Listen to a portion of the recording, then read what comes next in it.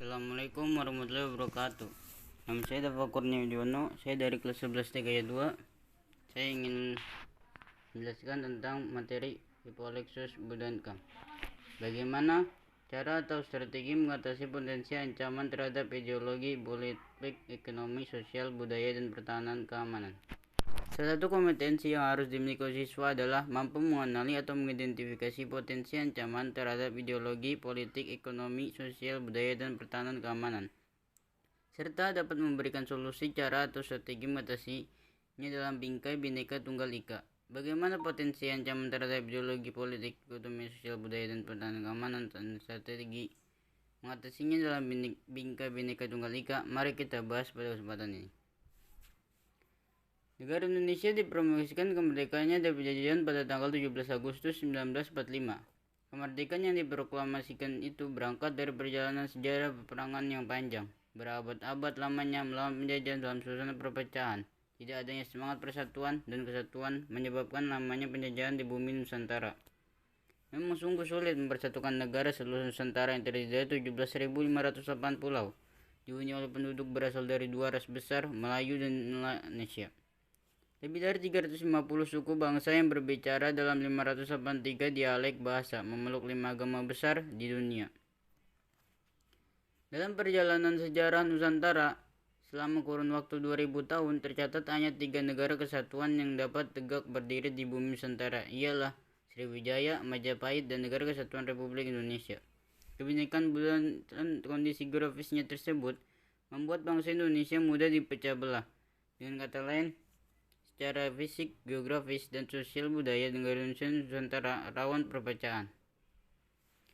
Penjajahan itu mengakibatkan kebodohan dan penderitaan yang pada awal abad XX mendorong tumbuhnya semangat kebangsaan.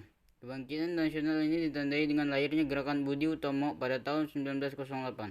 Peristiwa Sumpah Pemuda yang diikrarkan pada tanggal 28 Oktober 1928 merupakan tonggak sejarah yang sangat penting.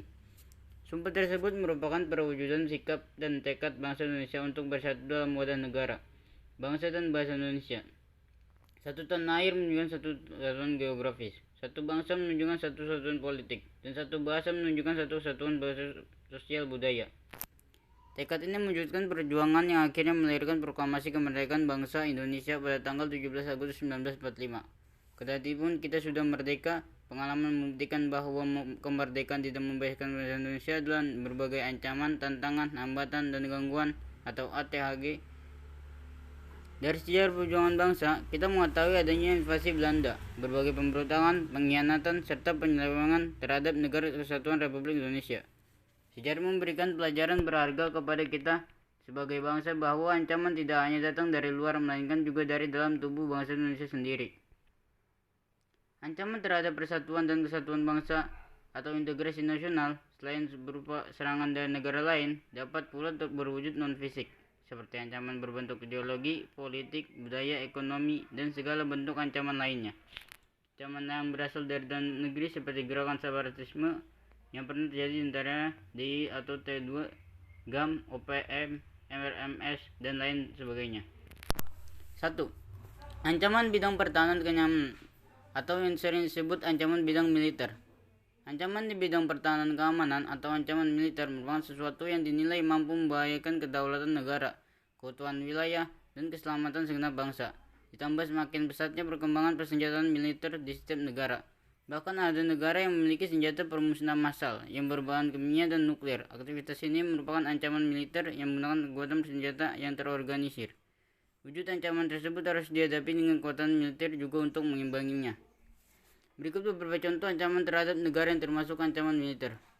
A. Sabotase. Sabotase berasal dari kata-kata sabot, berasal dari bahasa Prancis yang artinya sepatu kayu, populer pada abad 19 masa industri Prancis. Sejak saat itu kata sabotase digunakan dalam pengertian yang sama sekarang ini. Jadi sabotase adalah ancaman militer yang dilakukan oleh suatu negara yang kegiatannya mempunyai tujuan untuk merusak instalasi militer dan objek vital nasional. Sabotase dapat membahayakan keselamatan bangsa. B. Spionase. Spionase adalah ancaman militer berupa mata-mata yang dilakukan oleh negara lain, bertujuan untuk mencari dan mendapatkan rahasia militer suatu negara. C. Aksi teror bersenjata.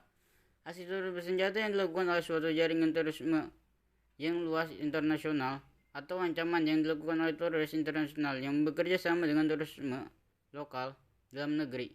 Aksi terorisme pada prinsipnya merupakan suatu tindakan pidana kriminal, tetapi memiliki sifat yang khusus, yaitu memiliki ciri-ciri bergerak dalam kelompok, anggotanya memiliki militaritas tinggi, beroperasi di bawah tanah, rahasia, menggunakan perangkat atau senjata yang canggih dan mematikan, serta umumnya terkait dalam jaringan internasional. D. Pelanggaran wilayah. Pelanggaran wilayah dilakukan oleh negara lain dengan menggunakan kapal maupun pesawat non-komersial. Agresi. Agresi adalah ancaman militer yang menggunakan kekuatan bersenjata oleh negara lain terhadap suatu negara yang dapat membahayakan kedaulatan dan keutuhan wilayah negara tersebut dan juga membahayakan keselamatan segenap bangsa tersebut. Agresi dapat dilakukan dengan berbagai bentuk dan cara berbeda-beda. Berikut macam-macam agresi. 1. Invasi, yaitu suatu serangan yang dilakukan oleh kekuatan bersenjata negara lain terhadap wilayah NKRI. 2. Bombardemen adalah suatu penggunaan senjata lainnya yang dilakukan oleh angkatan bersenjata negara lain terhadap NKRI. 3. Blokade adalah kegiatan pengabatan yang dilakukan di daerah pelabuhan atau pantai atau wilayah udara NKRI yang dilakukan oleh angkatan bersenjata negara lain. F. Pemberontakan bersenjata.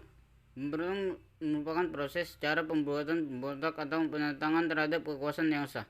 G. Perang saudara. Perang saudara terjadi antar kelompok masyarakat bersenjata dalam satu wilayah yang sama. Contoh, perang saudara di Suriah. Tentara Nasional Indonesia (TNI) merupakan komponen utama dipersiapkan untuk menghadapi ancaman di bidang pertahanan, keamanan, atau militer. Ditugaskan melakukan tugas operasi militer perang (OMP) dan operasi militer selain perang (OMSP). 2. Ancaman non-militer. A. Ancaman di bidang ideologi. Indonesia merupakan negara yang menganut ideologi Pancasila. Salah satu ancaman non-militer yang sering terjadi beberapa di antaranya adalah serangan berupa ideologi, yaitu doktrin mencoba mengganti ideologi dasar dengan ideologi lain. Ancaman berbasis ideologi dengan pula dalam bentuk penetrasi nilai kebebasan liberalisme sehingga dapat memicu proses disintegrasi bangsa. B. Ancaman di bidang politik. Politik merupakan instrumen utama untuk menggerakkan perang. Hal tersebut membuktikan bahwa ancaman politik dapat menumbangkan suatu rezim pemerintahan, bahkan dapat menghancurkan suatu negara. Contoh ancaman di bidang politik adalah masyarakat Indonesia mengintervensi suatu negara melalui politik seperti hak asasi manusia, demokratisasi, penanganan lingkungan hidup, dan penyelenggaraan pemerintahan yang bersih dan akuntabel. C. Ancaman di bidang ekonomi. Ekonomi merupakan salah satu penentu posisi tawar setiap negara dalam pergaulan internasional. Kondisi ekonomi sangat menentukan dalam pertahanan negara. Ancaman berdimensi ekonomi dibagi menjadi internal dan eksternal. Ancaman dari internal dapat berupa inflasi, pengangguran, infrastruktur yang tidak memadai, dan sistem ekonomi yang tidak jelas. Sementara ancaman dari eksternal dapat berbentuk kinerja ekonomi yang buruk, daya saing rendah, ketidaksiapan menghadapi globalisasi, dan tingkat ketergantungan terhadap pihak asing. Bagaimana cara atau strategi mengatasi potensi ancaman terhadap ideologi, politik, ekonomi, sosial, budaya, dan pertahanan keamanan? Berikut ini semua saran tentang strategi mengatasi ancaman yang dihadapi bangsa Indonesia. 1. Strategi mengatasi ancaman terhadap ideologi, politik, ekonomi, sosial, budaya dalam Bhinneka Bhinneka Tunggal Ika.